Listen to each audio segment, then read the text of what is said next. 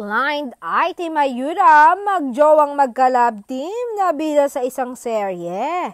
Konti na lang ang baby time sa set dahil sa sobrang busy nila. Hindi pa kasi sila magkasama sa mga eksena. Kaya tuwing gabi na lang daw sila nakakapag-usap ng matagal.